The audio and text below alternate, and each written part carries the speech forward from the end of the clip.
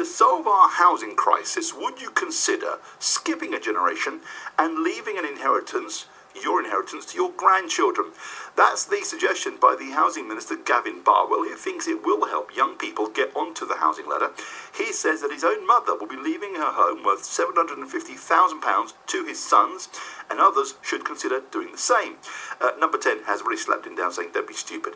But let's look at this, whether it's a sensible idea. Let's talk to Jonathan Davis. Jonathan is a Hertfordshire-based economist and wealth manager. He is good, he knows his stuff. Jonathan, good afternoon to you. Hi, Rob. Welcome to the programme, Jonathan. Now, we have to assume here that people have something to leave for starters, don't we? Yeah, we certainly have to assume that, yes. Okay. So for those people that have got something to leave, a house, whatever it is, the idea is don't give it to your children, skip that generation, give it straight to your grandchildren, help them get onto the housing ladder. Well, I have to say, I thought you were making a political comment by playing Steve Harley, Make Me Laugh, because this made me laugh. I don't even understand how this will help the young folk get on the housing ladder. You call it a ladder, I call it a housing snake, and there's lots of reasons behind that, by the by, because all it does, if indeed grandparents were to leave grandchildren, in this case hundreds of thousands of pounds or more, then all that would do is raise the price of house prices if they all went out to buy houses. So it doesn't actually help them. Every politician we know says you need to put more money into the system in order to help the young folk. No, the way to help the young folk is to let house prices fall instead of intervening every 5 minutes. That's the way you help help the young people. Jonathan, you have that particular approach on house prices, that the prices should be allowed to fall. I mean, how could it fall? Easily. The market has been sustained. Do you know, I had an argument about a year ago with a middle-aged, well-to-do lady who lives in a £700,000 house, and she said to me, the market has raised the price of my house. And I said, madam, you've got to be joking. The governments, successive governments, have raised the prices of houses. Hang on, Jonathan, how is that? Well, indeed, they allowed interest rates to be lower than they should have been according to market conditions. They've been 0.5% or 0.25% base rate for the last 7.5 years. They've had the nonsense Help to Buy scheme, which I know is ending. It's been going for 3 years. All that did was get even more money into the system. They allowed banks to lend recklessly for many, many years, if not decades. And then, when the banks went bust, they bailed them out. So this is constant intervention in the market.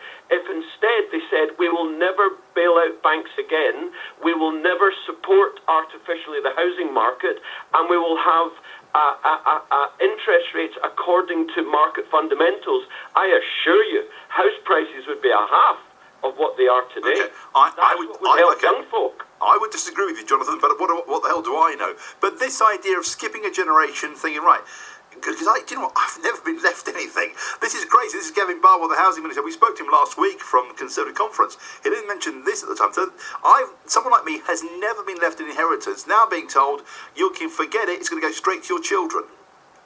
Well, that was the other thing that I was thinking about. Do grandparents hate their kids so much that they would do this to them? Surely.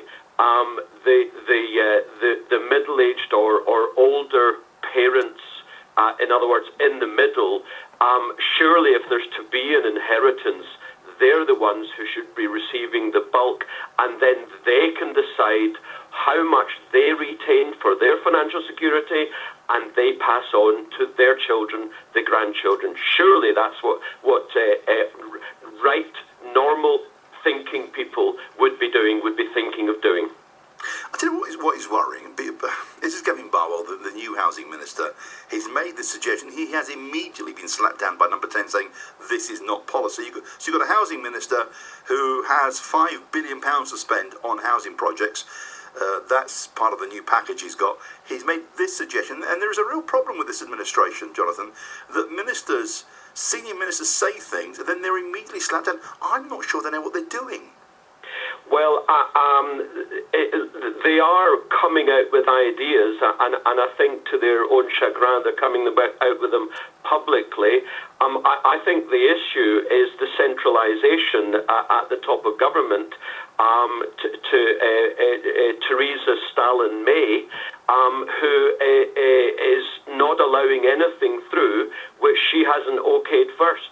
And that's where these senior politicians are having to grow up very quickly, that unlike with David Cameron, they could get away with stuff, but now if they want to get anything through, they have to get it signed off by number 10.